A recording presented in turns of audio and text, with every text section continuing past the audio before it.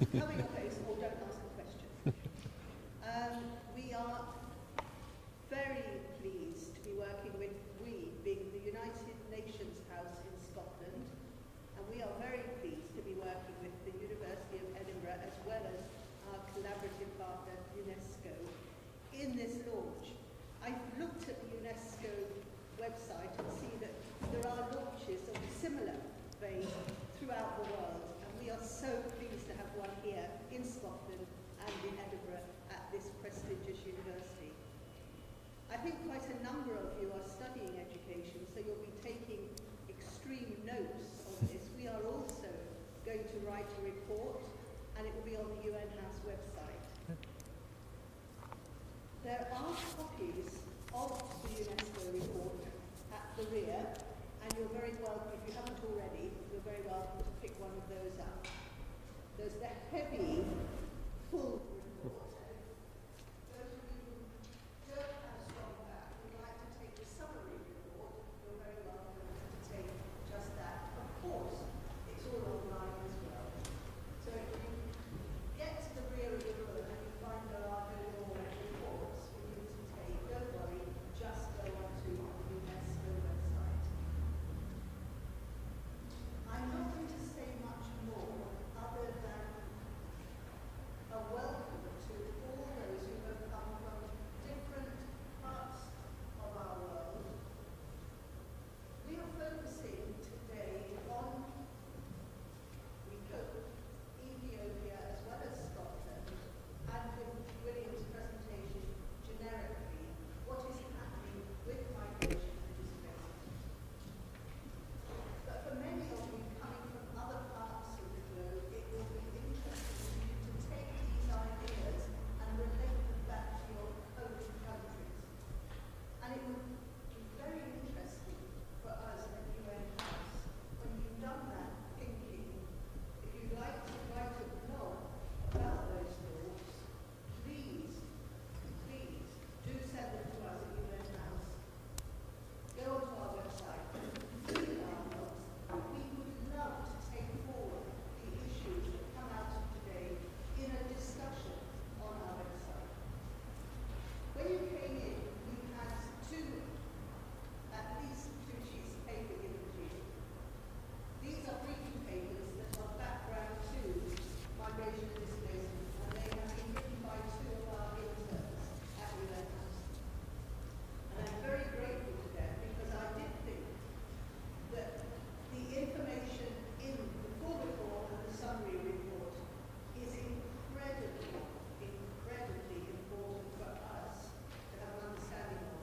And whilst you were waiting for the presentations to start, we thought it would be rather nice for you to have a few key points in these two briefing papers.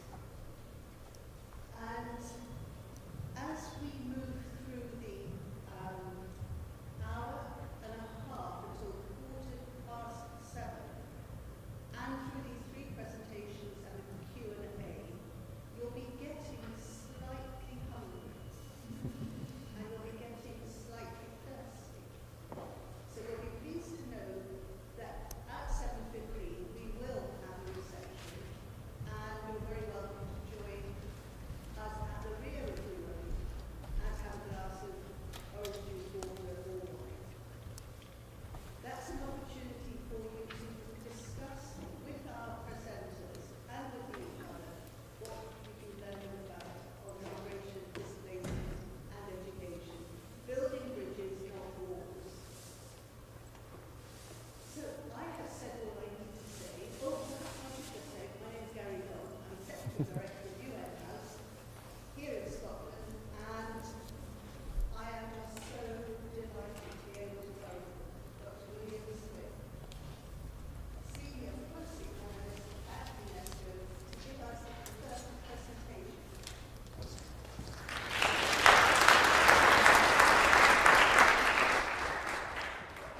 Now, Dr. William Smith is the Senior Policy Analyst, as I've said, and from Monday, the 26th of November, Dr. Smith, if I may call you William, That's fine.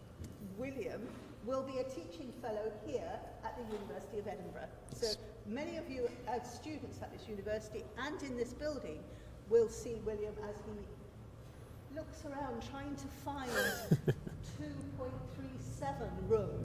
Yes. So help him. Please. Prior to joining the team at UNESCO, William helped to develop and pilot the Right to Education Index as a senior associate at Results Education Fund and was a Thomas J. Alexander Fellow at the OECD. He also spent 6 years as a secondary social studies teacher, and William holds a dual PhD in education theory and policy and comparative international education from the Pennsylvania State University. A master's degree in international development from the University of Denver, and in teaching from Western Oregon University, as well as a bachelor's degree in sociology from Portland State University. His current research focuses on the role of education in economic and social development, with special interest in national testing policies, educator-based accountability, population health, and equity in education inputs and outputs. I think there's something for everyone in your background. Welcome. We look forward to hearing from you. Excellent. Thank you. Okay, so I've got 2 mics on. I hope they're both working and functioning. I'm excited to be here. Especially excited given this is an interesting transition period for me. So it's great to meet a lot of you. I hope to get directions from a lot of you eventually, and hopefully see some of you in the classroom. It's also a great way for me to connect and start making really a network of peers and colleagues here. So please do take advantage of this opportunity to meet me afterwards at the reception. I'm excited and looking forward to talking with everyone. Okay, so let's get started. So as we go through, if you're interested in and you're a social media person and social media savvy much more than I am, that is my own Twitter account, which has only been up and running for a couple months now, so I'm working on it. Our hashtag for this year's report is Education on the Move, and I also want to publicize a little bit. If you follow Education on the Move, we've actually been doing a very interesting piece this year building up to the report and through the report, where we've reached out to migrants and refugees and asked them to kind of follow their journey online. So you'll see 6 different people. Some of them are teachers, some of them are students, some of them are just families trying to deal with some of the complexities of their move and sharing the information with us. So please do follow along on Education on the Move. And then finally, the GEM report is at GEM report. So before I get to the report, I want to show a short video just talking about the motivation, because this is a very hot topic, it's an interesting topic, and our communications team has done a lot to try to reach out and understand what migration and displacement looks like in practice on the ground. So we're going to show a short, I think about a 2-minute clip here, and then we'll move on. Our world is experiencing the biggest migration of people in history, from villages to cities, and from one country to another. Some choose to.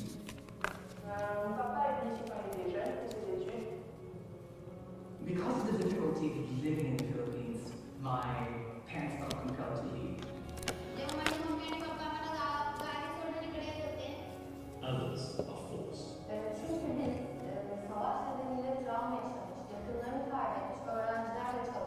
People on the move do not leave their rights to an education behind. I believe that it is a constitutional right for a child to be educated, and we need to respect that right. We've had parents arrested for deportation, which obviously affected the school and population. I'm afraid that one day out of the blue, my dad will be gone or my mom will be gone. It is a constitutional obligation to not abridge access to public education for any child, irregardless of immigration status. Migrants and refugees have unique education needs. El reto más grande para los niños refugiados cuando ingresan al sistema escolar nuestro está precisamente en empezar a acoplarse a ese mundo escolar que es muy diferente.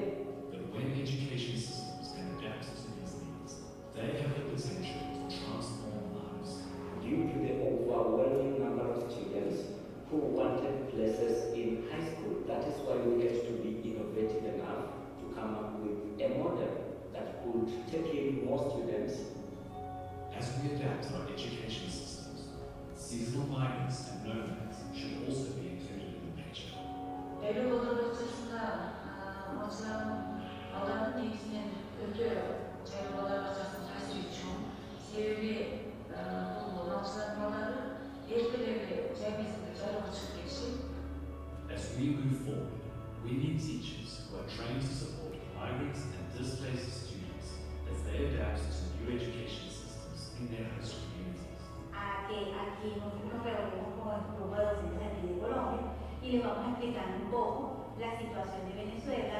Estos proyectos de sensibilización nos va a ayudar a nosotros como docentes. We foreign teachers bring our culture. We can bring different ideas, we can bring different, we do some things in society.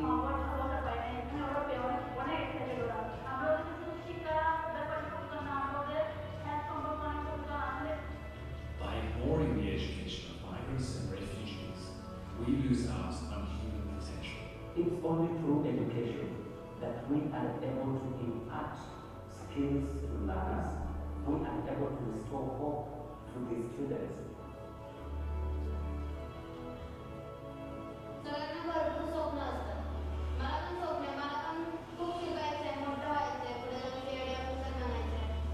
Every person has the right to an education. Working together, we must ensure that no one is left behind.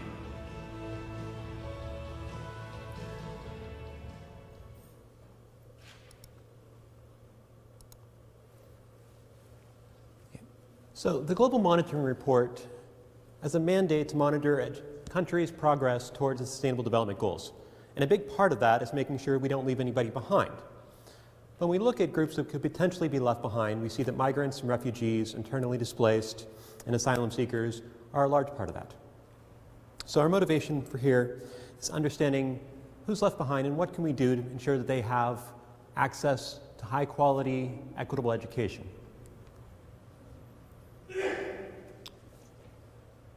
So it starts with just an idea of who's on the move. What do the numbers look like?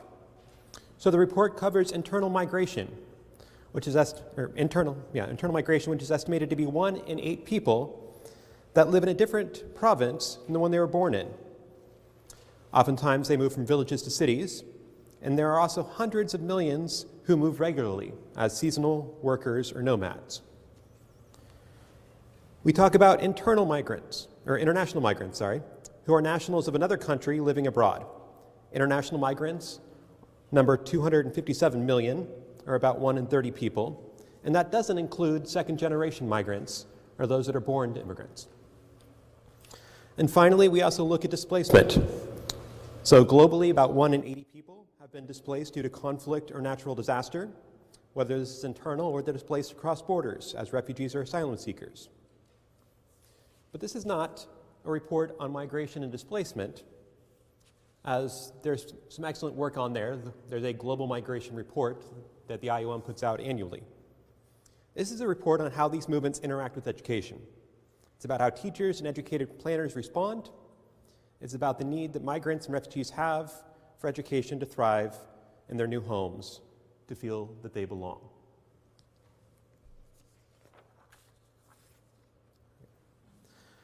So migration and displacement can have both positive and negative effects on an education system. So we're going to start with the challenges. Internal migration leads millions of children of migrating parents left behind. So in China, more than 1 in 3 children were left behind in rural areas in 2015. Urbanization and related demographic change lead to large-scale school consolidation in many middle-income countries. For instance, half of rural schools have been closed in China and the Russian Federation in about a 10 to 15-year period.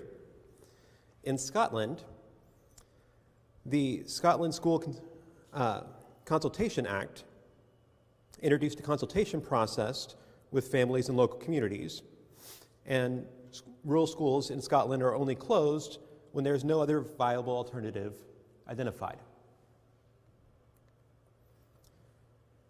International migration affects sending countries' education systems, particularly some of the smaller ones in island countries as well.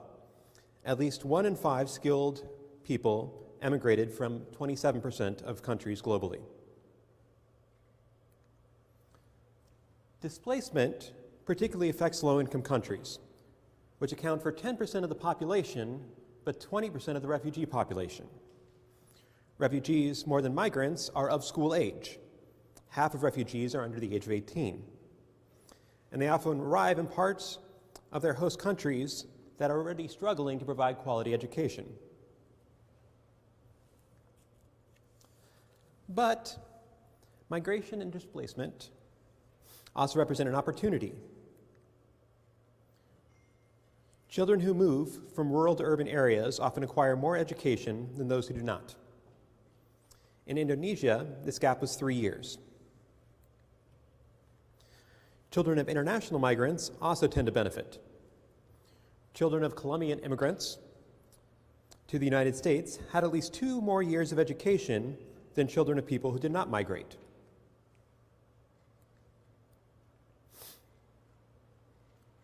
Refugees might not just be leaving their home, but also may be leaving insecurity. Between 2013 and 2017, there were 12,700 attacks on schools in conflict-affected countries. Education is also a potent factor in shaping what migration flows look like. So the higher the level of education, the higher the probability of migration. Those with tertiary education are twice as likely to migrate from villages to cities, so migrate internally, and 5 times as likely to emigrate abroad than those with primary education.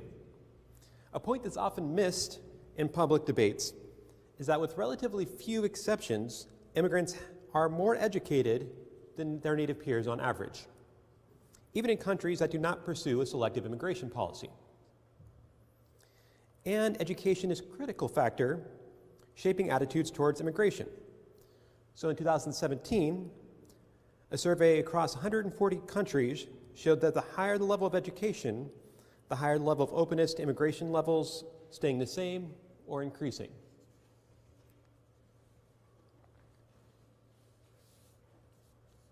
Okay. But education's role is potentially much more important than what those numbers suggest. An inclusive education system can address causes of tension by helping host and immigrant communities interact and live together, or by providing equal opportunities. It can help immigrants and refugees realize their potential, which is often wasted. And ultimately, it can help immigrants and refugees earn a living and support communities back home through remittances and other mechanisms. One of the important findings of our report is that if the cost of remitting money abroad fell from the current 7% to the SDG target of 3%, an additional $1 billion would be generated for education.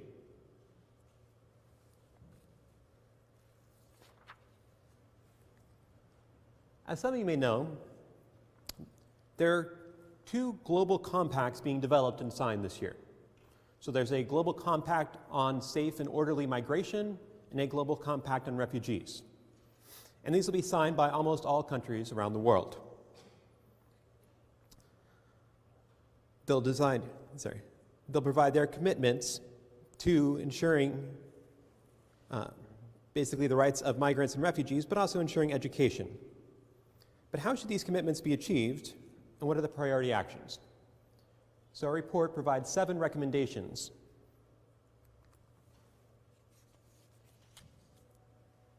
It starts with protecting the right to education of all people, including those on the move. 2 years ago, the New York Declaration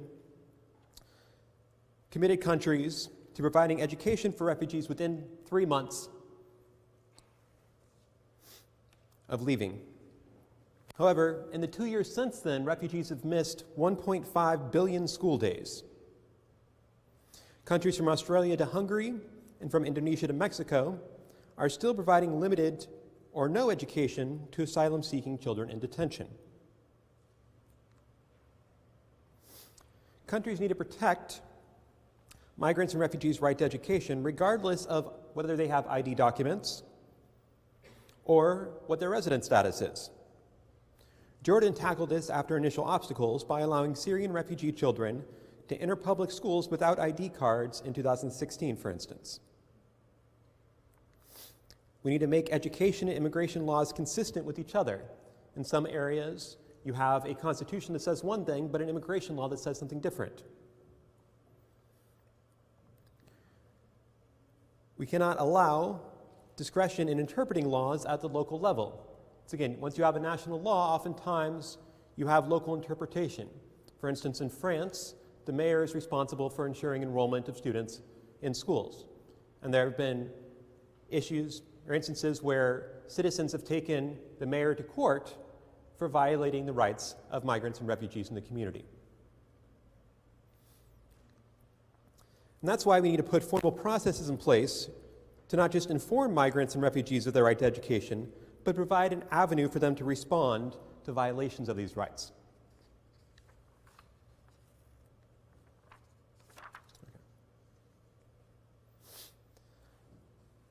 Migrant and refugee children need to be included in the national education system. So as you can see on the right, Turkey has made a rather large commitment to ensuring Syrian refugees are included in their public schools.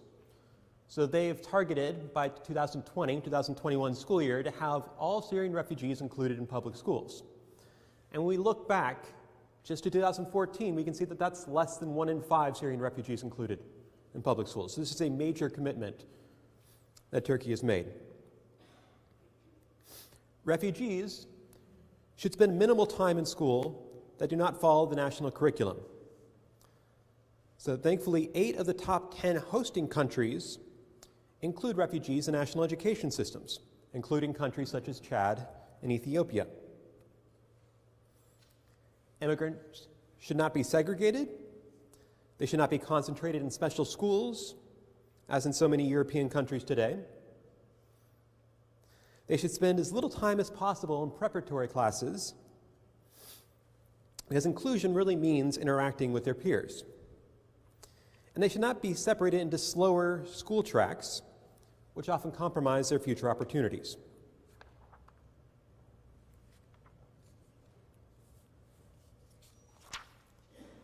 Third, a plan is needed to respond to the needs of migrants and refugees, but not all countries do this successfully. This graph shows the countries in Southern and Eastern Europe, which is highlighted in red here, are struggling to prioritize the needs of migrants and refugees. To do this, countries need to provide language programs. They need to provide accelerated education programs where education trajectories have been interrupted. So, for instance, the Norwegian Refugee Council runs an accelerated learning program in the Dadaab refugee camp, which condenses Kenya's 8-year curriculum into 4 years, allowing refugees to catch up. Refugees also need support to overcome cost barriers. In Lebanon, cash transfers led to an increase of attendance by about 20%. Additionally, adult migrants need financial education to manage remittances. Countries also need to grapple with their curricula and textbooks. Education can challenge prejudices and develop skills for living together. Yet, in 2010, only a quarter of high-income countries had fully included multicultural education in their curriculum, and a little over 2/3 had done so at least partially. This is in contrast to what most of the public wants. So, answers from the Eurobarometer showed that 81% of those that responded agreed that school materials should include information on ethnic diversity. To adapt curriculum and textbooks, we need to respect past history and current diversity. Curricula should be recognizing the contribution of immigrants and refugees, and promoting openness to multiple perspectives and encouraging critical approaches.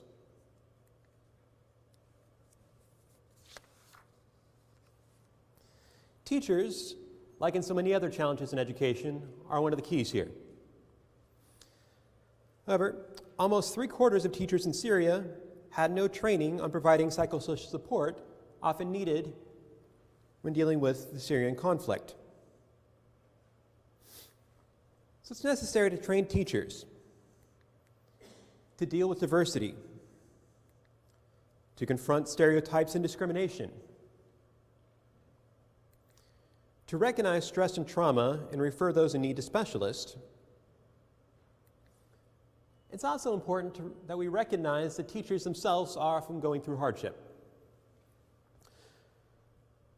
So in Iraq, fragmented support to internally displaced teachers led to pay disparities and tension. And the education cluster worked to bring all these partners together and help coordinate incentives.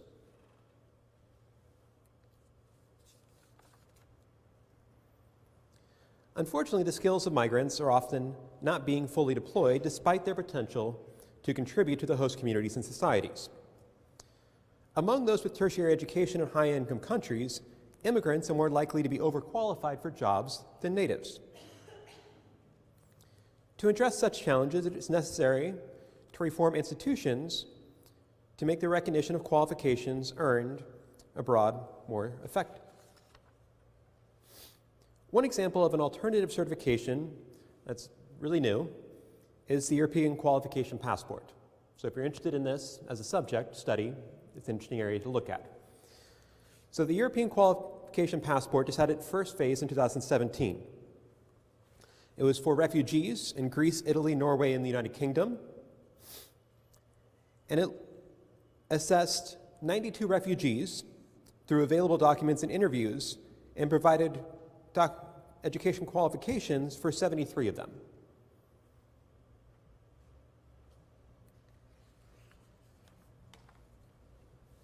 Okay. Oh, sorry, this way. Okay. So financing education for migrants and refugees has cost implications. In the case of immigrants, the medium to long-term fiscal impact is small. After taking into account the services they use and what taxes they pay, the cost does not exceed plus or minus 1% of GDP. But more can be done to target funds where they need it the most.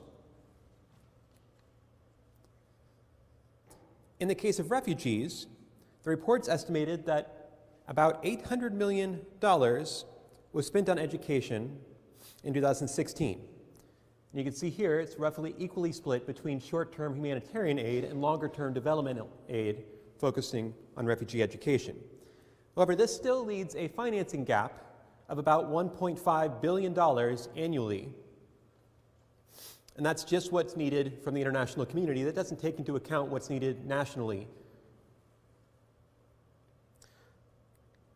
Planning for both humanitarian and development aid needs to be done jointly with the government in charge. And Uganda is an excellent recent example of this. The momentum around the Education Cannot Wait Fund should also be used. And multi-sector planning should include education.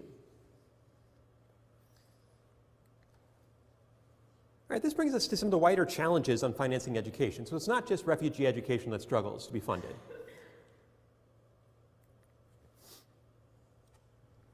Analysis for this report looks at some of the targeting concerns, and is funding actually going to those that need it the most? So here we have low-income countries circled, but what's important to notice is we have about the same amount of school-age students or school-age children in low-income countries and in high-income countries. So same number of school-age children. When we look at the global spending on education, 0.5% of that is allocated in low-income countries, and 65% of that is spent in high-income countries. A different way to look at targeting financing and concerns in low-income countries is looking at who is spending on education. So who's providing that funding? So you can see here circled that in low-income countries, households make up a larger section of spending on education than in all other areas.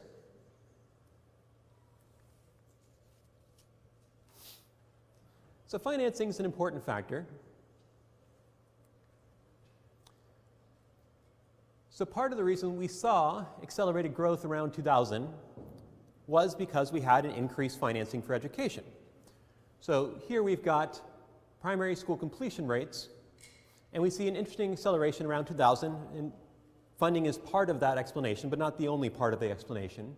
And we see a stagnation right around the time of the financial crisis, where funding decreased. And since then, primary school completion rate has stagnated under 90%. The Sustainable Development Goals aren't just concerned with primary education, though. We're also concerned with secondary. And globally, 49% of secondary students complete secondary education.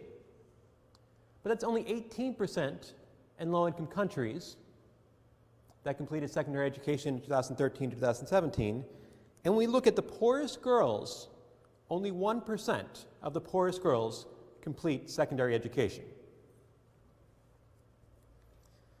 But even in high-income countries in Europe, young people of migrant background are twice as likely to leave school early as natives. There are 3 country exceptions to this. And interestingly, it's Ireland, the Netherlands, and the United Kingdom.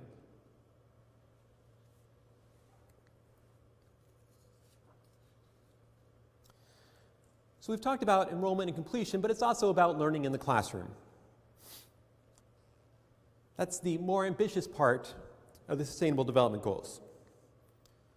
But our report shows that first-generation immigrant students in OECD countries were 1/3 less likely than natives to achieve basic skills in reading, mathematics, and science in 2015. Progress is slow in middle-income and non-OECD high-income countries. The share of grade 4 students reaching minimum reading levels has increased by less than 1 percentage point per year over the last 15 years. And low-income countries can sometimes start from a very low bar. So fresh evidence from UNICEF shows that among children in Sierra Leone, only 16% had basic reading skills and only 12% had basic numeracy. So as ambitious as it may be, the monitoring framework of the Sustainable Development Goals, and SDG 4 in particular, is helping keep our attention focused on what matters to achieve sustainable development. And this includes a focus on groups such as refugees and migrants who may be falling behind. So please do share the messages of this report. And if you didn't get the report, this is the link where you'll find report materials. The large report is available in all UN languages, or will be shortly. The summary report is translated sometimes in over 50 languages. Depends on the national launches we do. So you'll also be able to find our videos, our animations, everything you need. So before we conclude, we're going to watch a short video summarizing our key findings. Okay, let's see if I can get to this. As I said, our communications team is amazing. They do some great stuff and work with some great people. So here's our animation for this year summarizing main findings. Do you see this classroom? In this, there are pupils from all over. Each is different. This boy comes from a village. His family traveled to this town to find work. He does not know how to get around in the city yet. Her parents moved from another country for work. They send money to their family back home. She's excited about the opportunities in this school. This boy came here to escape conflict. His world was turned upside down. He is seeking normality. Education is central to people's decisions to move, but their education is also at risk once they have moved. Their education needs are often overlooked in data collection, planning, and budgeting. First, we must recognize their rights to education, no matter where they are from. Ease up on the paperwork. Treat migrants and refugees as you treat their hosts. Don't segregate them into different schools and slower school tracks or long preparatory courses. They need to interact with their peers. Put yourself in these families' shoes. Give them language and catch-up classes. Help them fit in. Update your curricula and textbooks to reflect history and culture. Don't misrepresent migrants and refugees or their reasons for leaving. Teachers are not superheroes. Train them to teach crowded, multilingual classrooms and those who have suffered trauma. This may be stressful. Help them cope. Make it easier to recognize people's qualifications and previous learning. Don't waste their potential. Bridge immediate funds for refugees with long-term funds for education systems. Because education really makes a difference. It builds people's resilience and sense of belonging. It opens our minds to different cultures, helps all of us face the unknown. In a world of increasing diversity, a good quality education teaches us these are all pupils, no matter their background.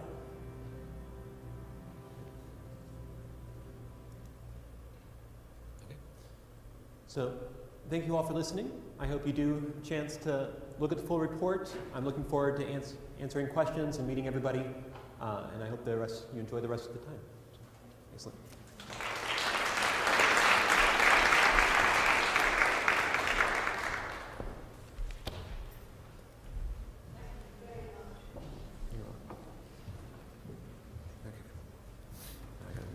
Switch now. Okay. There's that one. And there's two of them now.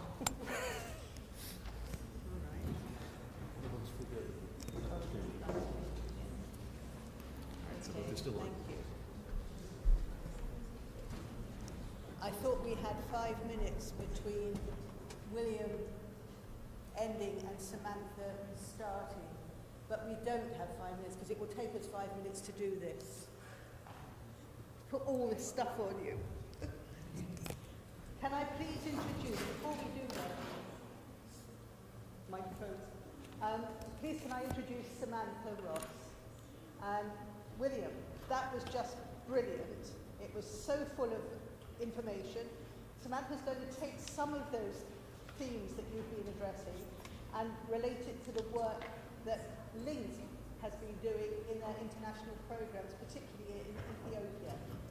Dr. Samantha Ross is the International Program Director of Link Community Development and is responsible for the strategy, implementation and reporting on Link Community Development international programs. I'm on that board and I know that there is no one who works harder to ensure that the issues that you've been raising are actually put into practice on the ground in many countries in sub-Saharan Africa, including Ethiopia. Samantha has a PhD in international development from the University of East Anglia and has taught for 10 years, previously taught for 10 years, in Thailand, Malaysia, Taiwan, and Japan. Do we have any Japanese here? Hooray, yes. Taiwan, Malaysia, Thailand. So you're going to be bonding with Rico, aren't you? Sam, thank you so much for coming. You're welcome. And we look forward to your presentation. Thank you. Double microphone feels slightly over the top. Am I booming at you? I don't think I need to do my teacher projection voice, do I? If I end up shouting, I'm really sorry. Maybe time to tone it down a bit, and I will. Thank you very much, Will. That was a great introduction to what I'm going to be sharing with you. A really great overall introduction to migration and the issues that we're facing with education. And we're now going to be taking it to a much smaller scale, looking at our projects in one region in 4 districts in Ethiopia. And it was interesting you said about 1% of the poorest girls, only 1% of the poorest girls complete secondary education. And I really hope that with our project we'll be able to push that percentage up a little bit. So I'm going to start with a quick overview of what Link does, where we work. We'll then look at our project our past project that looked at girls' education, and then we'll look in more detail at our current project and what we're doing to address migration. So LINK works in these 5 countries. We have our, I don't like to call it head office, we have an office in Edinburgh where 10 staff support the other staff in these countries, all local national staff. We have about 50 staff overall. We have funding from DFID, from the Hewlett Foundation, from other trusts and foundations. And our model is to work in 1 or 2 districts per country in order to show government low-cost ways of creating a quality education.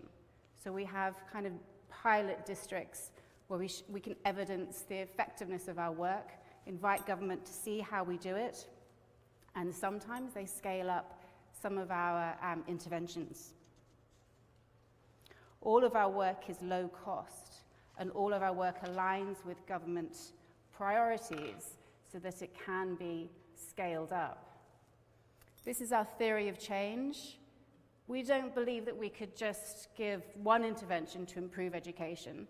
Just doing teacher training alone, for example, wouldn't be enough to address all of the issues that affect the education and the learning of children. So we base our programs around these 5 elements.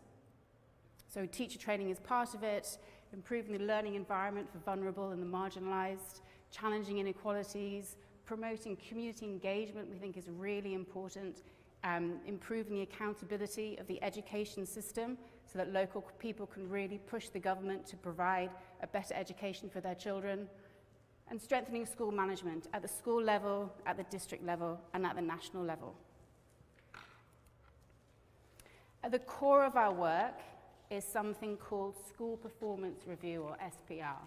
And that's all about data, which is not a very sexy topic to talk about, and not a very sexy topic to get funded. But it's really important, having access to reliable, available data so that you can evidence what works is really important. And we've developed this cyclical process where we support government officers to go to schools, collect data on how their schools are doing, analyze the data, create education plans, school development plans that are comparable against schools, against districts across the whole nation. So at every level, from a community member to somebody in the ministry, can see the strengths of their schools, the weaknesses of their schools, and therefore see where to best put resources to create a more efficient system. So now looking at our project in Ethiopia. So from 2012 or 2013 I think it started. It was a 4-year project funded by DFID, and it was a girls' education project. It's part of the Girls' Education Challenge portfolio, if anyone's heard of that. It supported 63,000 girls in 123 primary schools across 4 districts in 1 zone, in 1 region of Ethiopia. To give you an idea of the size, the region we work in is the size of Uganda, so a very large space. We worked very closely with the Ministry of Education. They helped us design the project. They helped collect data with the project at baseline, midline, and endline. They helped implement and deliver lots of the activities. So there was lots of ownership with the government with this project. They really felt that they were making a difference, and that creates great sustainability. With this project, we not only supported these 63,000 girls, but we also supported 200 head teachers, 2,000 teachers, 48,000 community members, where we had awareness-raising activities on the importance of girls' education, supporting community members to understand what they could do to improve the quality of education for their children. And because it was a holistic project and looked at school as a whole, all of the children that attended the school benefited, including, I think it was about 84,000 boys as well. And we achieved really good results across the 4 years of this project. So a 200% increase in literacy against the control group, 300% numeracy gains against the control group, 30% retention from grade to grade, 12% increase in attendance, and also increases in gender-responsive teaching methods in the schools and increased community support. And by that, community members were asked, are you more likely to now send your girls to secondary school? And a greater percentage of them said yes compared to what they said at baseline. So the community awareness program was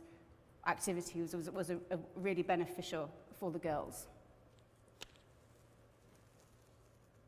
The evidence of this project really showed that working with government and working within government structures was really important and gave really good results, but also at a really low cost. At £15 per girl per year, to achieve those kind of results was quite an achievement.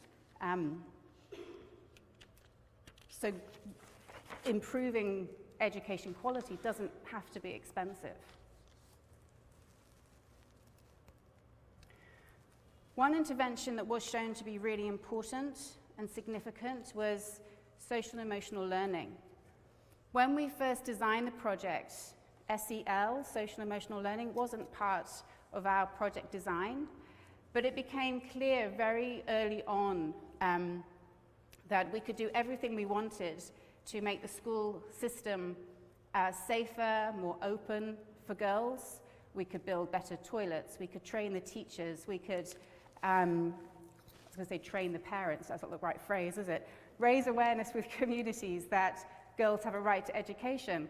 But if the girls didn't feel strong enough, didn't feel confident enough to move into those spaces that we had opened up for them, well, there was no point in opening them up in the first place. So building up their self-esteem and their self-confidence was really, really key.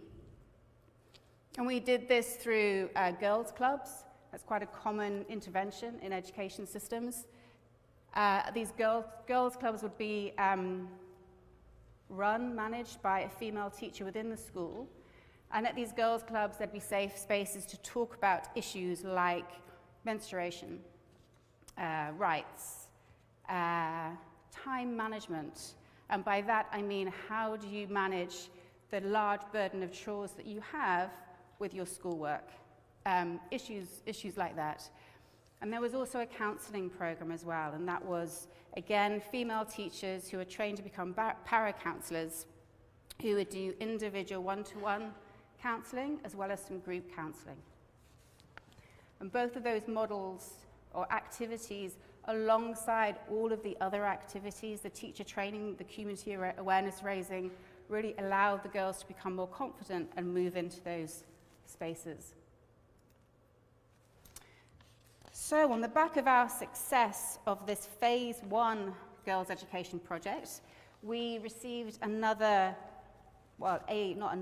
received £14 million from DFID to continue this project. So this is the Girls' Education Challenge Transition Project.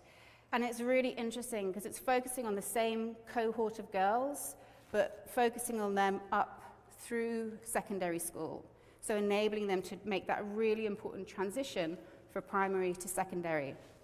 There was sort of focus on literacy and numeracy and ensuring that those were improved, but the emphasis is now on the transition. And therefore, we're now supporting an older adolescent age group. Because we're looking at this older age group and we're looking at the secondary school, we had to change some of the activities. So we looked at school-related gender-based violence in the secondary environment. We looked slightly more at boys and men, and what they can do to support girls. We brought in some basic needs provision, so uniforms, textbooks, stationery, bursaries for the very vulnerable girls, because secondary education is costlier. Construction, a very scary activity. we've got funding to build 4 secondary schools. Ruth's nodding. Yes, very scary. Building 4 secondary schools in very deep rural areas and upgrading the toilets and the sanitation areas that go with them. And we're also bringing in things like life skills, financial literacy classes, careers advice, again to support this larger age group, older age group, and then enable them to stay in secondary school once they got there. So our baseline findings came back in the summer, and some of the findings were different to what we found in our previous project, which was focused on the slightly younger age group.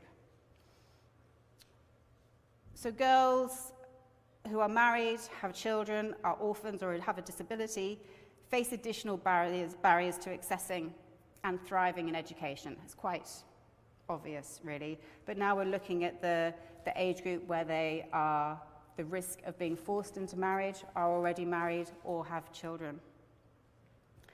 There's a higher burden of household chores or income-generating activities on this age group of girls, especially on market days. They'd often be absent. As I mentioned, there's much higher levels of early marriage with this age group, and that's a particular problem in the area we work in, which is Wollita zone. Menstruation is obviously a higher problem for this age group of girls.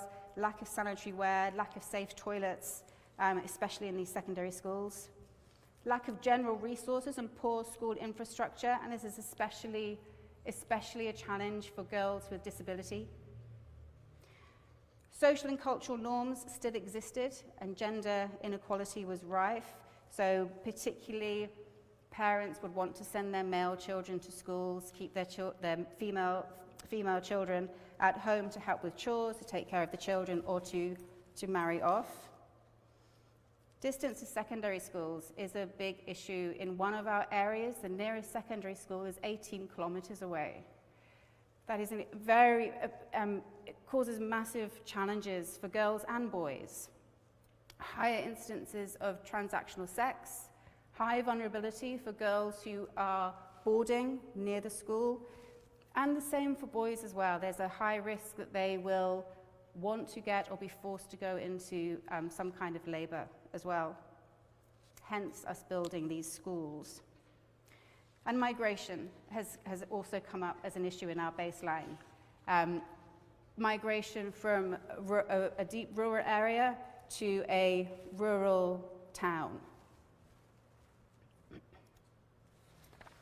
So looking at migration in the area that we work in, or Ethiopia as a general, but in the area we work in too. So Ethiopia as a whole has an 81% rural population, but a high growth in urbanization as well, higher than the African average. 55% of migrants within Ethiopia are girls. As I said, there's much rural to rural migration within Ethiopia. It's not just from rural areas to Addis. And the average age of a child who migrates is 14, which is incredibly young. And often they'll be migrating alone, maybe with a family acquaintance, or maybe with a broker, which is very risky. If the child is a double orphan, they're likely to migrate at a much younger age, 12 or 13. And there are numerous push and pull factors with migration. And education is really key, which is something that Will was referring to. It pushes children away from rural areas when the quality is poor, or if it just doesn't exist for them. So pulling children to a potentially better quality education, which is often the case in urban centers, where they have more resources, more teachers. Social cultural norms push girls that are not treated equally, that are forced to marry young, and it pulls with this promise of escape and freedom. And poverty pushes to escape hunger in areas with little employment prospects, and really pulls with the lure of better employment and money. But these factors are dynamic, and they're really complex, and they overlap to provide this almost irresistible combination of factors to pull and push these children to more urban areas. And there's 2 studies on migration in Ethiopia, one by the Population Council, which is 2016, I think, and one by Girl Effect, 2016 as well, I think, which show that the children and parents who haven't yet migrated still see migration as being very advantageous. 75% think they'll be better off if they migrate. 77% think they'll get a well-paid job, a professional job. 79% of migration is approved by the parents or the carers of the children. And only 6% believe that they will become sex workers. But unfortunately, the reality is far from this. And there are a lot of risks that come with migration. Most girls who migrate, and remember they're about 14 years of age, become domestic workers, and they very quickly move into sex work.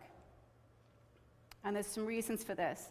The main reason is that a domestic worker, on average, would be paid about $22 per month, whereas a sex worker could get anything from $160 to $200 per month. There's an obvious attraction. Both these types of work are very high risk, and they're both highly exploitative. The girls are really vulnerable. Rural girls are especially vulnerable. They've received a lower standard of education. They don't understand their rights. They have very little knowledge about a healthy sex life or healthy sexual practices. They don't have a support network in the area they've moved to. They have very limited livelihood opportunities. They probably have only known domestic work or subsistence farming, so they don't have any other experience to draw on. The risk of sexual abuse and violence is extremely high. Girls with disability are, of course, at an even higher risk than other children. Trafficking is also an issue which came up in our baseline, and trafficking can be done with a family member or friend, I use friend in quotes, or with a broker. And again, there's this promise of a well-paid professional job at the end of it, but it's very unusual that that actually happens. And health is a really big issue as well. HIV rates are significantly higher in the migrant population than in the, I think, native population was the term Will was using. In rural areas, the HIV rate is 0.6% for rural girls. In urban centres, it's 4.2%. And in the 20 to 24-year-old age group, there's a 78% increase in HIV contraction when they migrate, compared to the natives. So the risks of migration are immense. So with all of this information, how is Link addressing this issue in our programming? So the region we work in, SNNPR, is the 3rd most populous region in Ethiopia, with 20% of the country's population. It's a highly dense population and scarce land, scarce farming land. 8% of the population is urban compared to 92% rural. Therefore, there's much rural to rural migration within our region. Of the 10 to 19 age group, more girls are migrating than boys as well in the area that we work. And their reasons for migration is lack of land due to this highly dense population, poverty, and they are looking for work. That's why they're moving into the urban centres. So our project needs to be very holistic, like most of the projects that we implement, to ensure that the education systems that we support really responds at a local level to the local needs that the children need. And education has to equal opportunity. So education has to be of very good quality. And we can support the improvement of the quality of education by leadership training, community mobilization, awareness raising, increasing accountability. So if you think back to when I was talking about one of Link's core activities, the school performance review cycle. That's all to do with accountability. So if we can make people feel accountable for improving their education system, hopefully it will drive them to improve it, keeping children there in school. We need to increase the access to and the number of secondary schools so that people don't move out. So therefore we're building these 4 secondary schools in these really deep rural areas. We're making sure those schools are safe and have safe spaces for girls, especially those who are disabled. We're ensuring that toilets are built for girls, that they are fully accessible. We're also creating GEC rooms, Girls' Education and Advisory, I can't remember what it stands for. Anyway, GEC rooms. And those rooms are safe spaces for girls to rest in when they are menstruating. They will have a bed for them to lie on, a bucket with some fresh water, and importantly, some books for them to study with. That was an important intervention in our previous project that we would ensure goes into the 17 secondary schools that we're supporting, as well as the ones that we're building. We're also ensuring that teachers are trained well, that they're trained to teach girls and boys, they're responsive to girls' needs, but also responsive to all the children in the classroom. They will have gender and inclusive responsive pedagogy training. We're also doing the girls' clubs. So we do them in the primary school. We'll also ensure they're in the secondary school.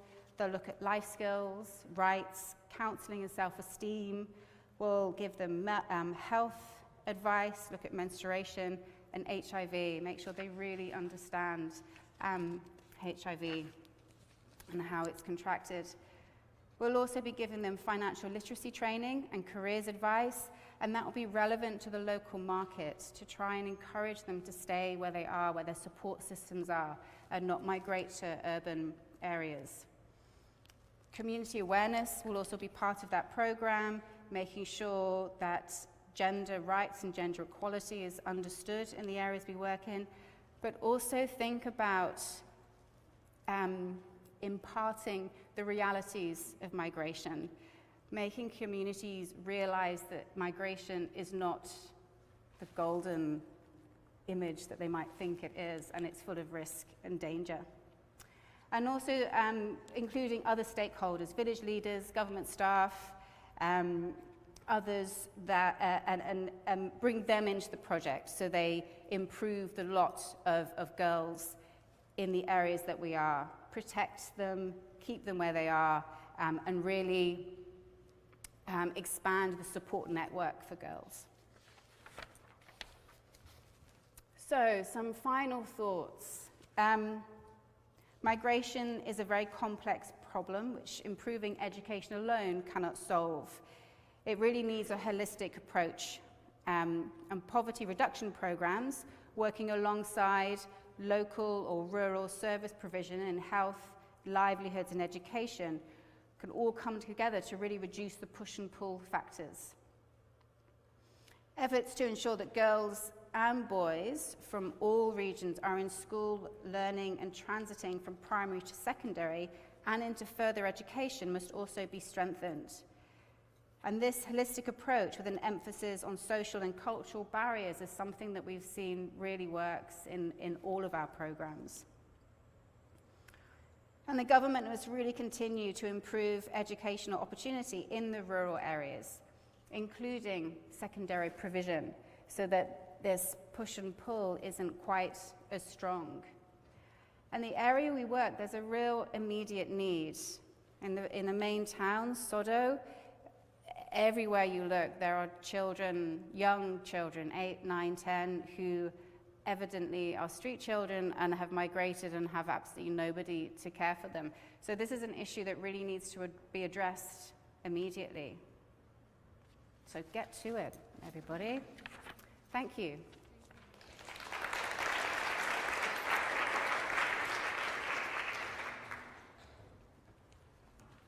I should take all these bits off, don't I? Thank you very much, Sam. That was brilliant. Welcome.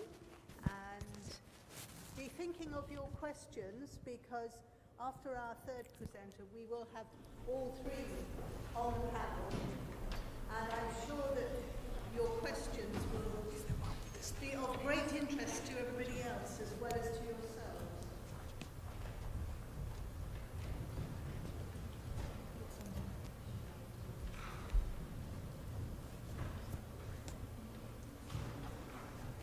I think that should be fine. Yeah.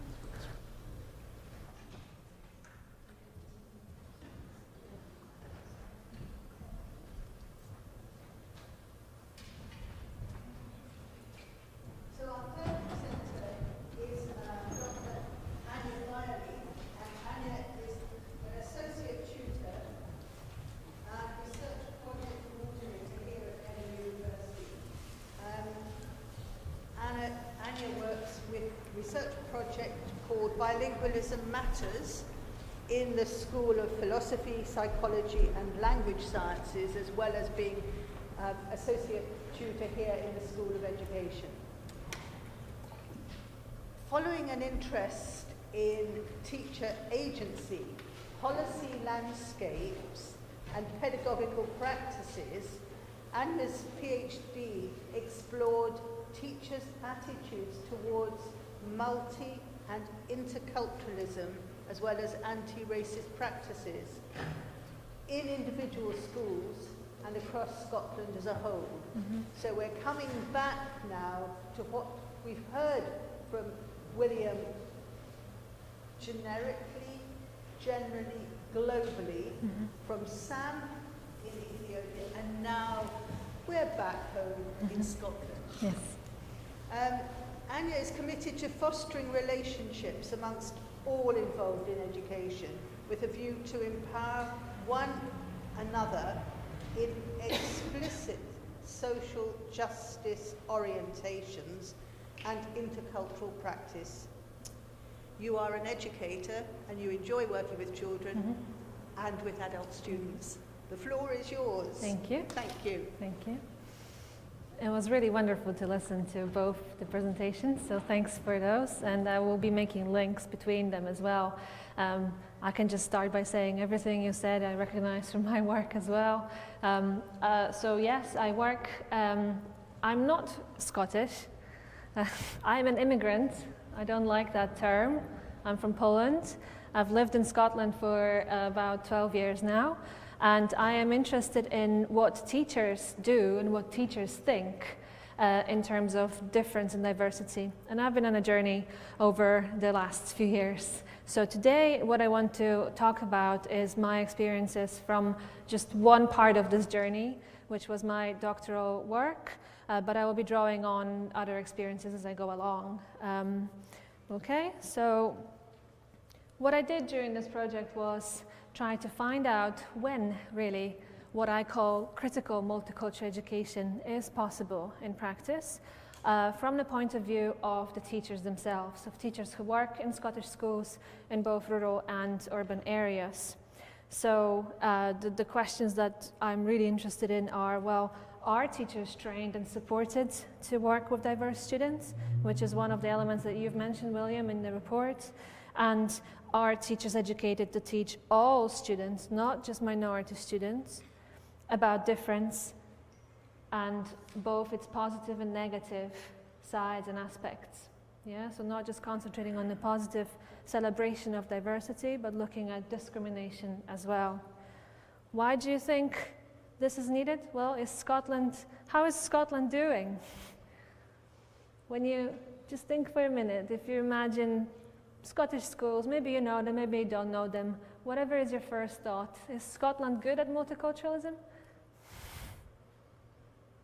Well, this is what was in a big paper, education paper, Times Education Supplement just yesterday, the headline of the head of GTCS saying, teaching body CEO sickened by racism in schools.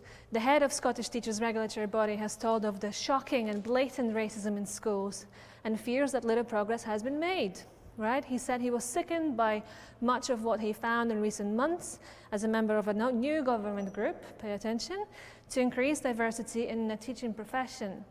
The biggest concern for me was the fact that we have got professional teachers in schools who exhibit blatant racism. Teachers. He recalled one black and minority ethnic probationer.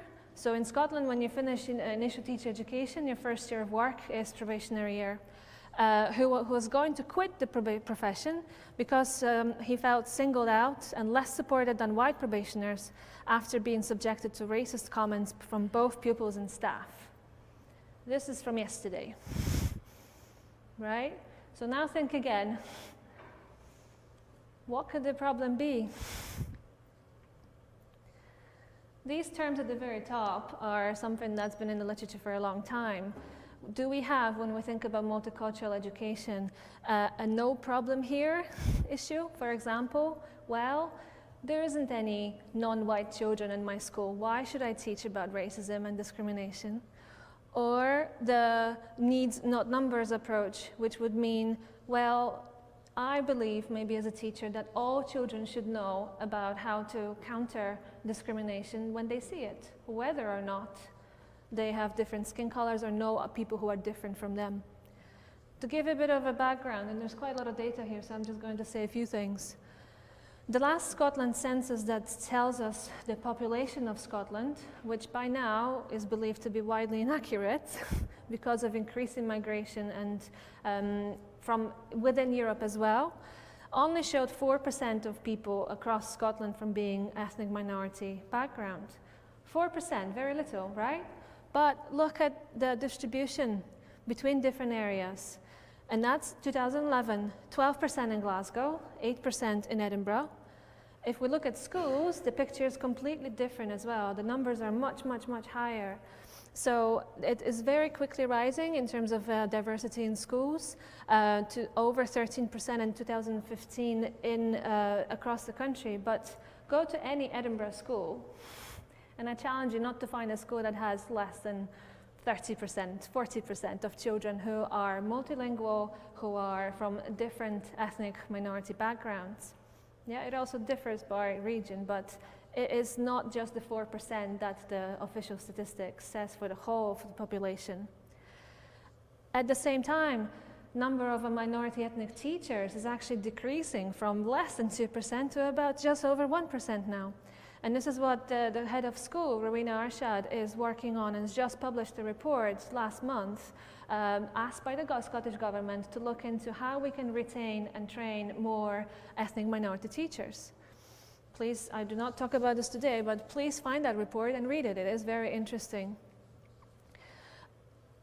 By law in Scotland, teachers are required to be proactive and in all they do to exercise the duty that is placed on them, right? To teach about social justice and to do a few other things, actually. The Scottish Government has a vision that is worth commending of a just society, equal society, and a belief in meritocracy and egalitarianism. However, it's been criticized for a number of years now for a lot of talk, let's say, not too much action. Okay? Not real change on the ground. Hate crime is on the increase. The fallout from Brexit vote is immense. There's more and more discrimination in schools, and if you talk to any teacher in Edinburgh as well, schools in Scotland, you will find evidence for that. However, the nature and extent of prejudice and racist bullying is not recognized fully in schools. There isn't good mechanisms for reporting this, and if there are mechanisms, for example, every school is by law, every teacher is by law required to report a racist incident when it happens. This is often seen as, well, if my school starts reporting more incidents, it's going to be seen as a bad school, that bad things are happening in it, as opposed to actually a school that is responding to it. To be fair, local authority level officials tell us that once those incidents are reported, nobody really knows what happens with that data and is it ever followed up. Okay? Scottish Government is publishing more frameworks to address race equality as an issue, and it pointed out in the most recent document the need to understand the norms, values, and behaviors that influence organizational practice. That would mean how head teachers think, how class teachers behave, what the curriculum is, and so forth, in order to tackle institutional racism. So the legislative framework is there. Where I went in with my study here was to look at individual teachers' examples of what they think, what they know about multiculturalism, multicultural education, anti-racist education. So these are the specific questions that guided my study, and I'll talk a bit more about that just now. But I was interested in seeing, like we said earlier, whether they are trained, they are supported to work with minorities, but whether they know about what multicultural education can be, which is wider than just work with minority ethnic children, right? So, in short, a small-scale qualitative study where I went to 4 different schools and worked with 9 teachers, doing both observations and interviews with them and with the head teachers. I've also spoke to English as additional language teachers, who are often seen as the people who work with ethnic minorities or the people who work with difference in general. I've worked for the EAL service myself for a few years in Edinburgh. I've also interviewed some key informants, people who have had lots of experience working in this area in Scotland, to help me understand the policy landscape, because policy analysis, I believe, is important as well as looking at practice. So I was asking teachers later, well, are the policies that are there useful for them? However, the last point is important here. I wasn't completely free to go wherever I wanted. In order to do any research, you need to have permission, explicit permission from all kinds of people. And the hardest part was the permission from local authority level, where it differed between the local authorities I did do the research in, but in one of them, for example, I was told specifically, let's look at the good schools, let's look at the good teachers. And so the choice of teachers in each of those schools as well was the head teacher's choice, not mine. So bear in mind that we're looking at the best practice, and don't get too depressed. Okay, it's too much text here, but in short, what I'll show you now is ideas and analysis based on those 3 themes. One of them, which I found was the most important, is what teachers actually bring with themselves. We know from research on teacher education that teachers come already formed to teacher education institutions with their ideas and their values. And we can try as much as we can in the 4 years we have teachers in Edinburgh, for example, but actually their characteristics and their dispositions, the feeling that something is right, is very, very important in what they do, okay? The second thing that I will talk about is structural boundaries put on teachers. So there could be organization and whole school approaches, policies, the influence of leadership, and so forth. And the last thing I'll talk about is how teachers in practice translate policy into their daily work, okay? Well, if you ask a teacher whether they value multiculturalism and difference, of course they will say yes. Everybody says that inclusion and respect and fairness are main values of every school. This is what teachers do. However, we know also from other research that they have very little knowledge of racism and prejudice, especially in terms of power relations, okay? Because they are often not taught that. Simple as that. They haven't thought about it. Teachers often fear saying the wrong thing, so they prefer not to say anything. Or have never, like I said, considered issues of multiculturalism and racism. Well, think back to the figures. Who are our teachers? 1.3% of teachers have any personal experience with difference from an ethnicity point of view, so of course they haven't thought about that. They don't have that personal experience. So as a result, very often what teachers do in practice is wait until something bad happens and then react to it. Hence the racist incident reporting as an idea in policy, right? If something bad happens, I can do something about it. We know from academic literature, however, and best practice, that the best thing to do is to be proactive, not reactive. To teach all students about difference and discrimination before discrimination happens and we have to react to it. Teachers also tend to, in practice, look at individual factors, and actually, even though they would not like to say that, they often tend to have a deficit view of a child. For example, if a child has English as an additional language, where teachers can often think that they even sometimes say, oh, that child doesn't have any language, meaning they don't have any English that they currently can use, but actually have a wealth of experience that they bring with them. This is what you were talking about in your report, William, as well. Children bring, wherever they're from and whenever they've arrived, they bring a wealth of experiences. And as you've shown in your report, are often from families that are more educated than the general population, let's say, or they have a lot to offer. So that's not often being recognized.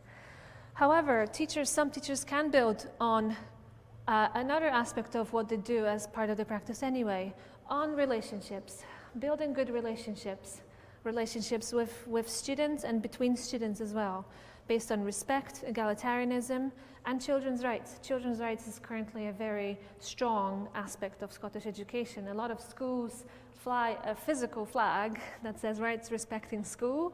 I am a rights respecting school. We're teaching children their human rights. So the key factors in teachers, as in the personal factors, are coming from this study, where their prior own lived experiences of difference, whether they have had a neighbor who looked different, and therefore they observed their mother baking a cake for them and giving it to them, for anything like that even made a difference. Whether they had maybe worked abroad for a year or taught in a school where different languages were spoken. Yeah, and a few other things at the bottom there. The main thing for me in the study was I was really interested in looking at, well, if you ask a person, what does actually multicultural education look like? What does it mean? The conceptualization of the main terms was interesting to me. What I found is that actually they are not really existent in Scottish schools. Teachers in Scotland do not operate within the terms of multicultural education, intercultural education, anti-racist education. No, they are used to listening and speaking about global citizenship,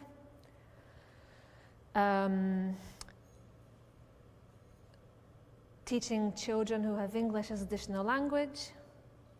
So education for the minorities, or education seen as aid to other countries, right? Not really a specific focus for all white or diverse students within the class.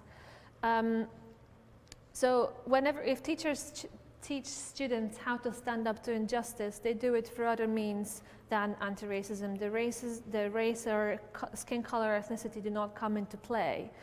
They are rooted more in the understanding of equality and seeing just the positive aspects of it. The problem is that teachers actually are very busy. Nobody would disagree with that. And very often they don't actually even know very much or everything they would like to know about their students. That is really easy to see with language. If somebody is bilingual and speaks English very well, very often the teachers, not very often, let's give them justice. Often teachers, sometimes would teachers not even know that that child might have a different language.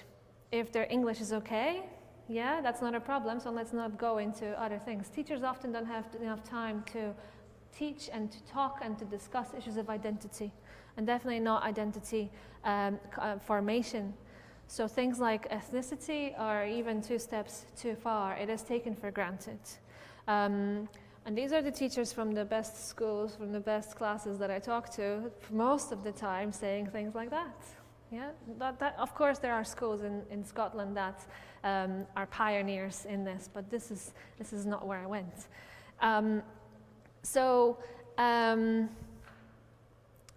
In general, in Scotland, the assumption of mainstreaming children is very much commended. Again, something that William mentioned in your report, that we should not treat children differently. Children who just arrived, migrant children, should not go to preparatory classes and so forth.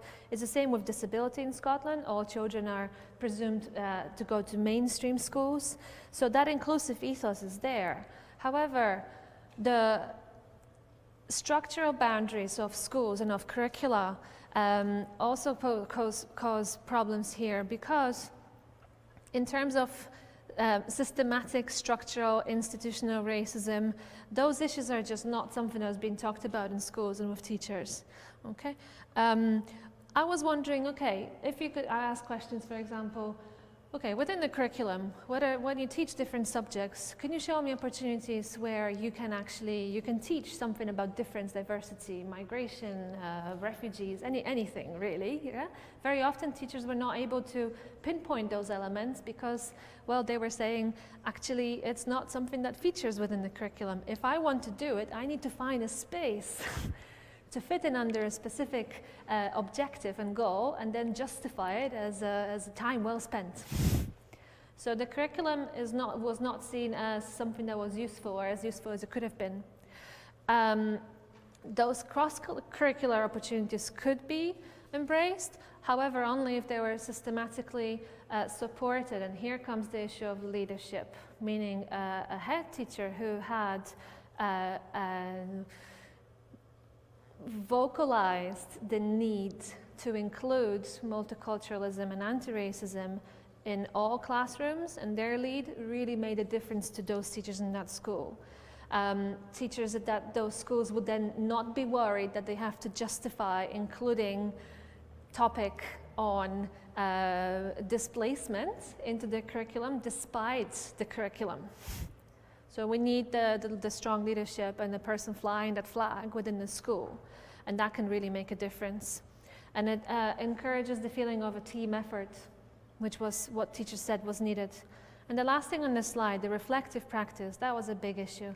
Well, like I said before, teachers are very, very busy, and they told me they don't have time to be reflective practitioners, which is what everyone would like for teachers to be.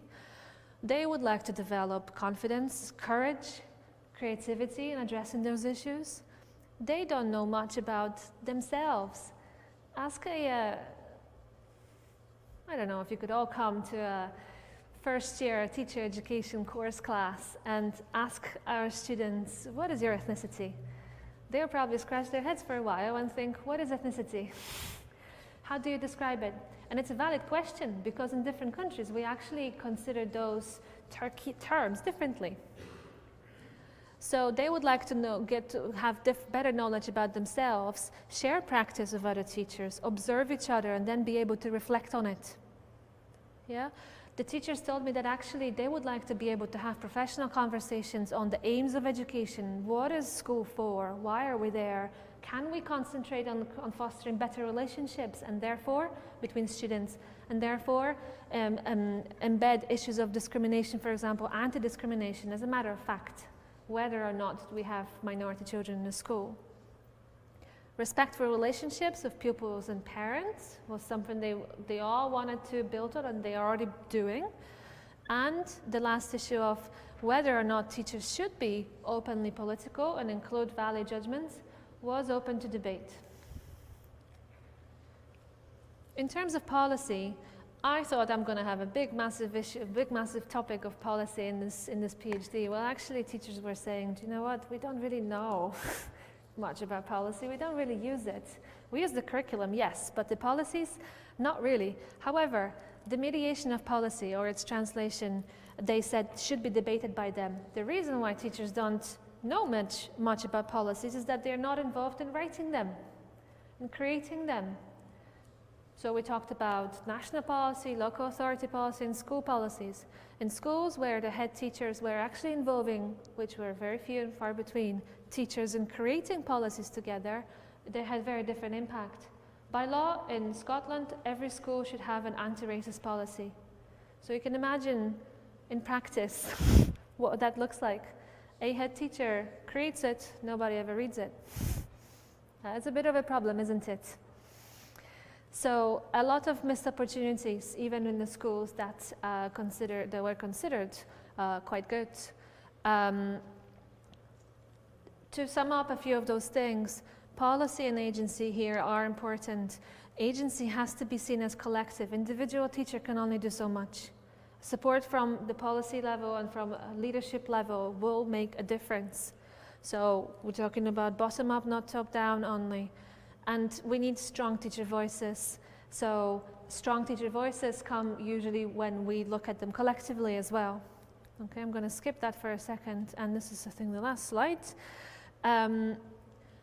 Well, I did find that policies definitely do not empower teachers, and they're not seen as useful, which was very disappointing.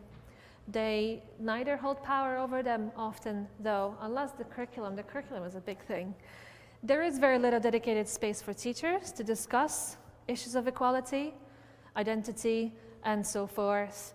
But those who are interested in those issues will do it in their own time, and they will find a way to creatively include those issues in their daily practice.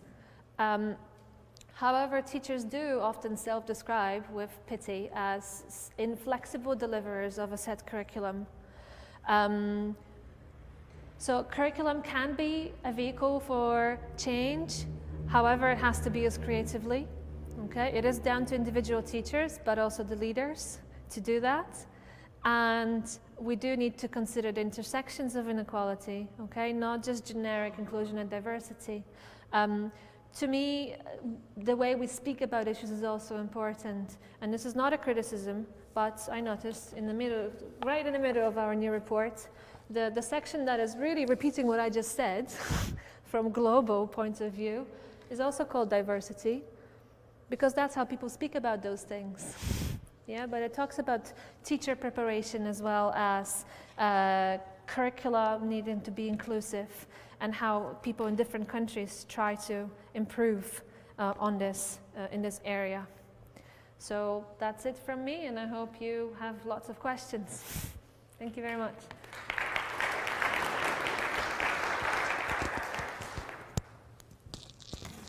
Thank you very much, Anya. If you would like to just stay here, and William and Sam, where's Sam? Would you like just to come to the front for a few minutes, and then we'll break up and we'll have a glass of wine or juice, and you can have further questions in a more informal way. Okay. Well, you've got this. Okay. You've got two microphones. Are we splitting? So we'll have this. So, I think one of these is for the recording, and one of these is just for the room. So do you want to be on the one of the recording or the one for the room? I don't know which one's which.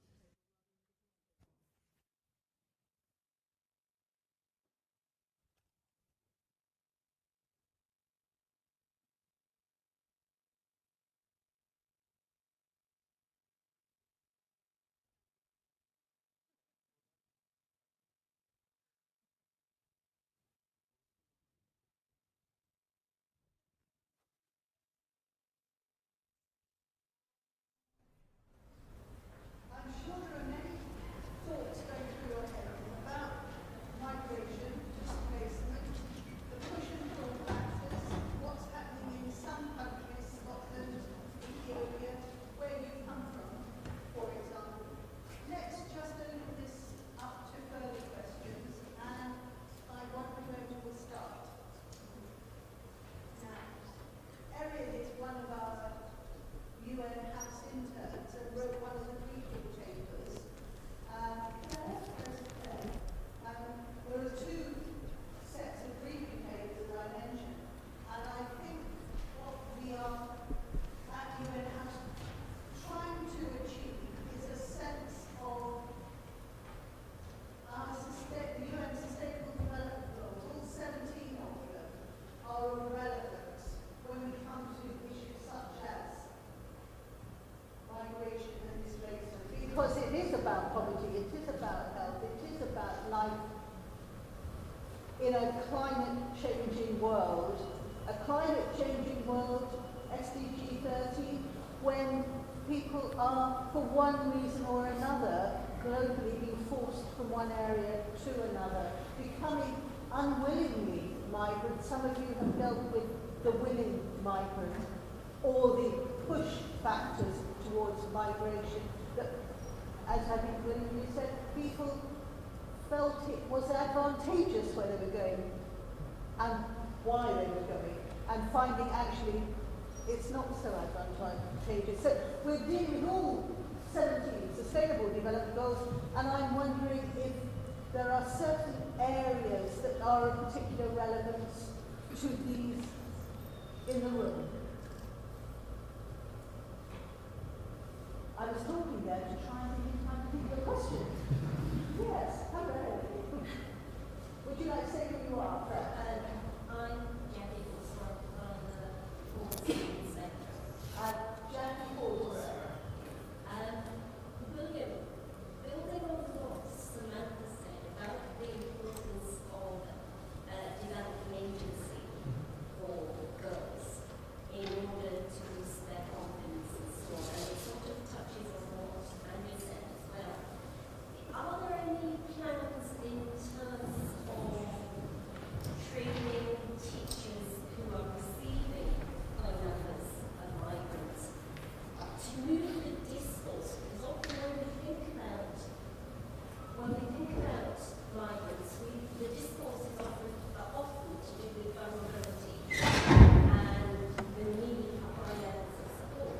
But as Anna said, we sometimes overlook what they can actually bring with them. Are there any plans or has there been any discussion about how we use what migrants are bringing with them to help them develop agency, to then develop the confidence in the way that Samantha spoke about in the girls? It's just in terms of that pedagogy of those who are integrating them, particularly where you're looking at some countries where they were hoping by 2020 to have total integration. It's more than just the physical building and having them in the same place.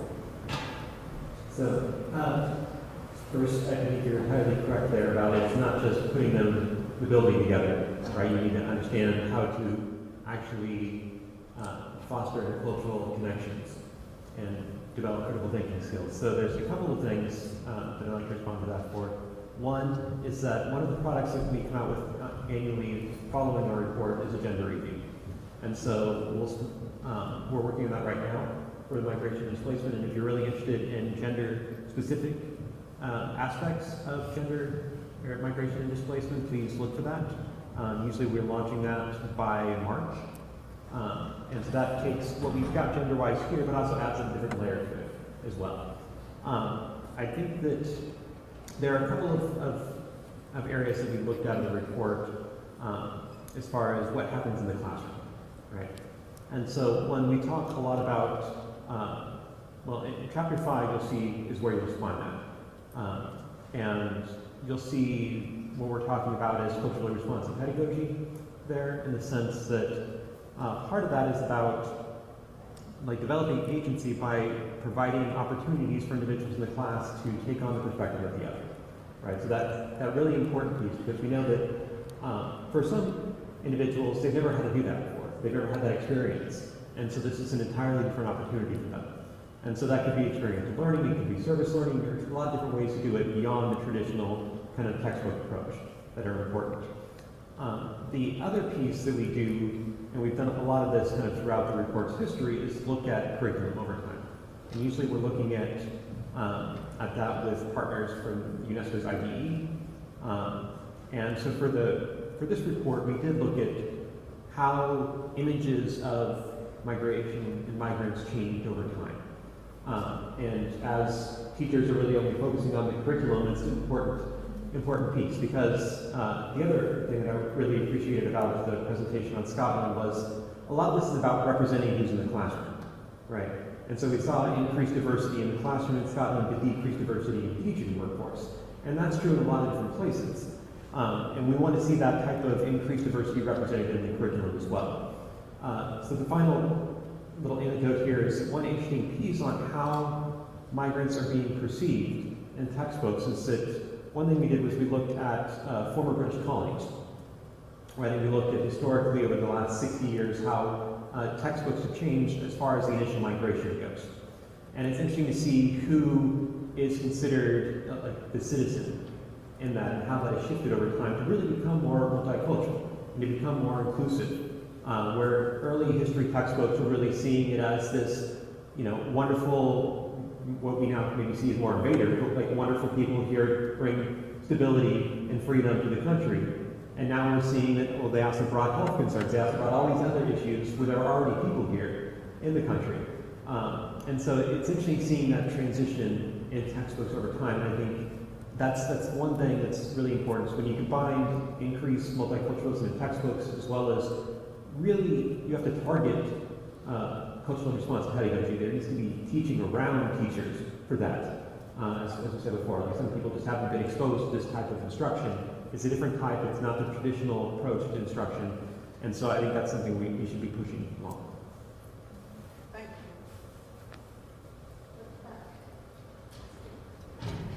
Does this red thing work? We'll find out. Beautiful. My name is Lord Hakechi, founder of Refugee Student Foundation and also the One Big Family. I have two questions. First one goes to Dr. Smith, UNESCO.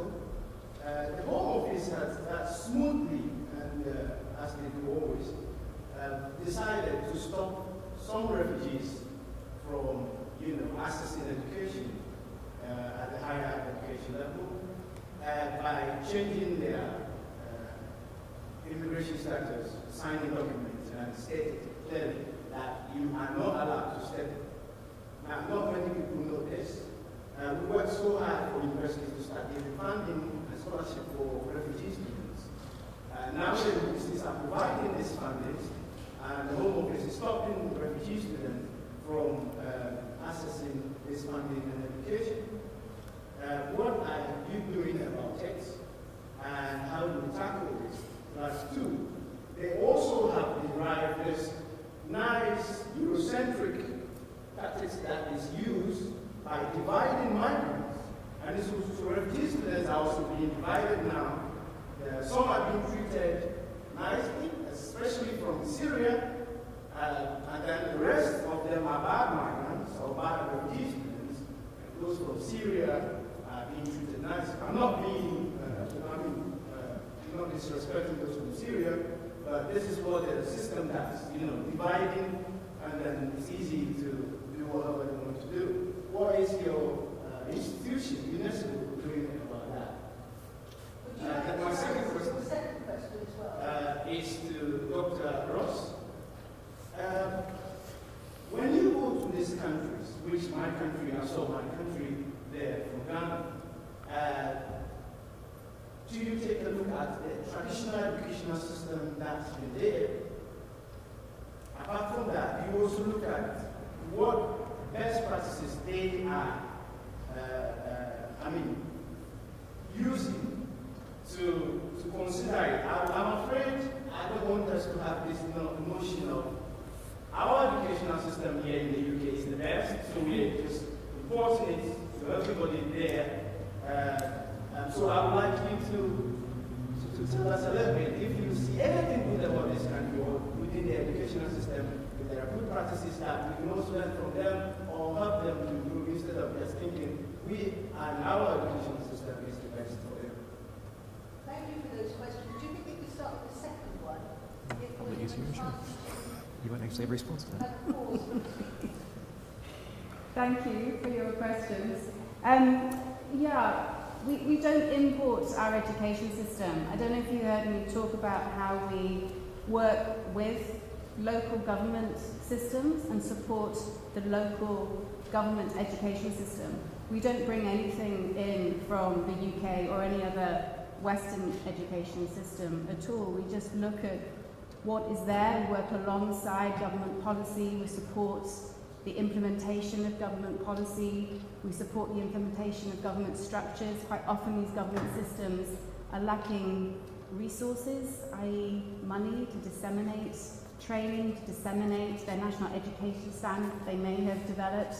We enable that to happen through providing capacity, through providing training. At no point do we import another education system. We work with what's there and supports what's there, including in Ghana.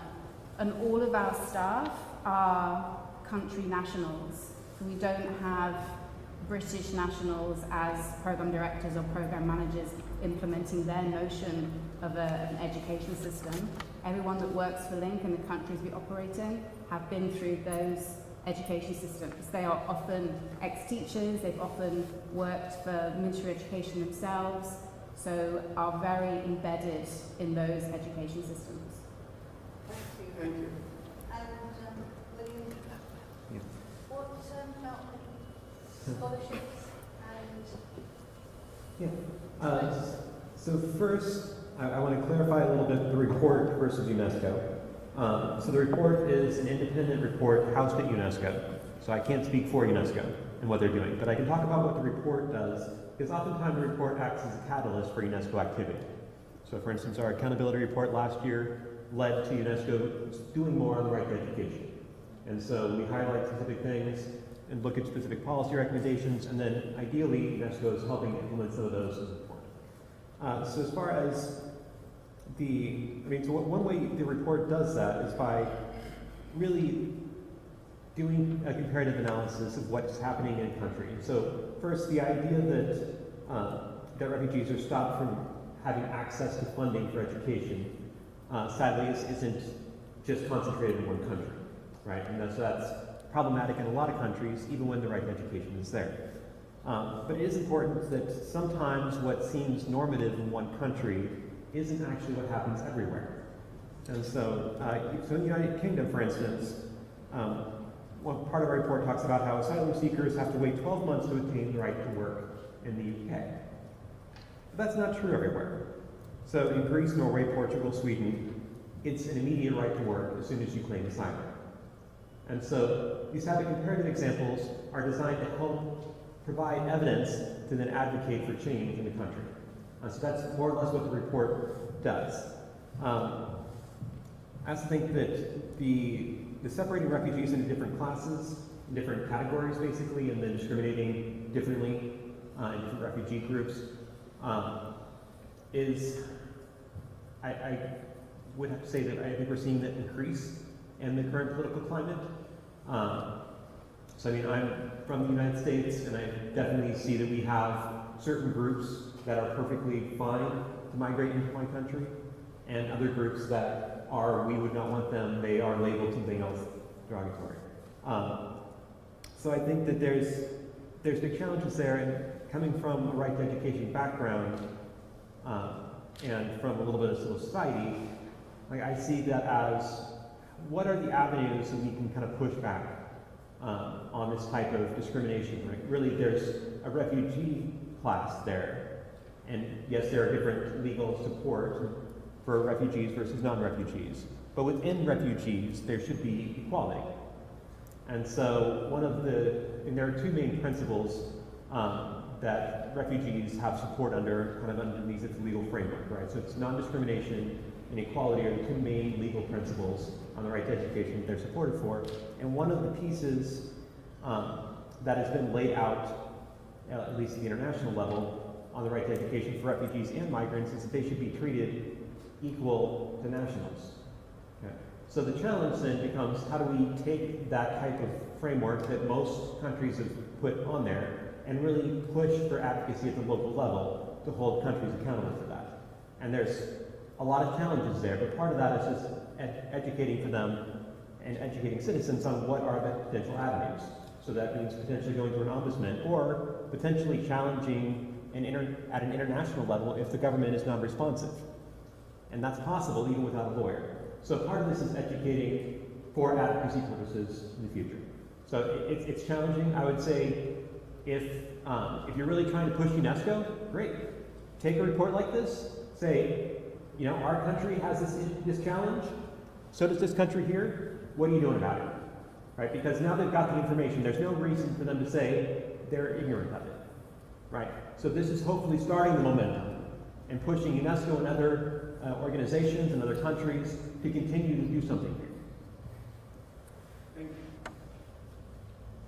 Ruth, can I put you on the spot? Oh, you were putting your hand up. Yeah. Would you like to ask a question? Just say a little bit about your work as well. I don't know if it's a shout. I'm Ruth Naylor. I work for Education Development Trust. We've been looking a lot at education for refugees, including in Ethiopia.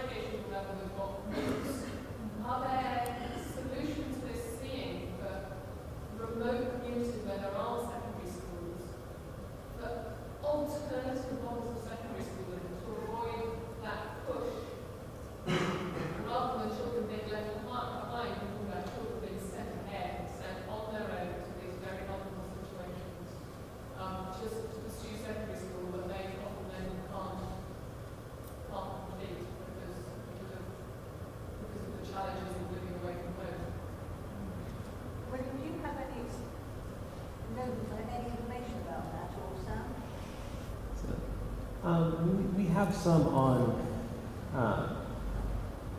some innovative approaches to schooling, but I would have to look back through the report to get those. But I'd be interested to hear if the two more country-specific approaches have some examples on really what do you do? Because when I was hearing, so Sam's presentation and talking about how, well, there's not schools in these rural areas.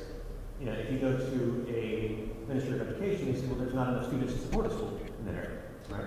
And so that's why we see rural schools closing down. So for instance, in the United Kingdom, in 2017, there were 2,000 schools that had less than 100 students now. Meaning they're all essentially schools shut down. And so it's challenging to say, okay, well, yes, those 100 students are still very important. And they obviously can't travel, especially if they have no form of transportation, 18 kilometers to go to secondary education. So what is the interesting approach that we can use there? So I'm not sure if you, for those areas that really didn't have secondary school, what were there any alternatives? Well, the area we work in, I would say, is very highly populated, it's very densely populated. So the issue of building a school and then not having a high enrollment doesn't really exist for us. When we designed the project, who wants to build a school anywhere? It's really risky and we're behind in delivery, surprise, surprise. And it really wasn't something that we wanted to do, and it wasn't something that our funder, DFID, wanted us to do either. But when we sat with the Regional Education Bureau, every time they said to us, unless you build schools, there's no point doing any of this program because there'll be nowhere for these children to go to. So you have to build schools. So we're building 4. They have helped with the location of the sites. They have done or started some kind of community awareness. They have committed to resource the schools when we built them and to continue resourcing them. So after the project ends, the school's not going to lie empty and they're going to pull the teachers out. So they've committed to continue resourcing them, which was really important when we started the project. I kept talking about the holistic nature of our project. So when we build the school, when we move the secondary students there, obviously not physically, when the secondary students start going to that school, we will continue the programming around the community to ensure the community is engaged in their education, to make sure the community is holding that school accountable. We'll do training with the warrant education officers and the cluster supervisors, so at every level of government we'll do training on how to support the girls and the boys and the disabled children to continue being at that school.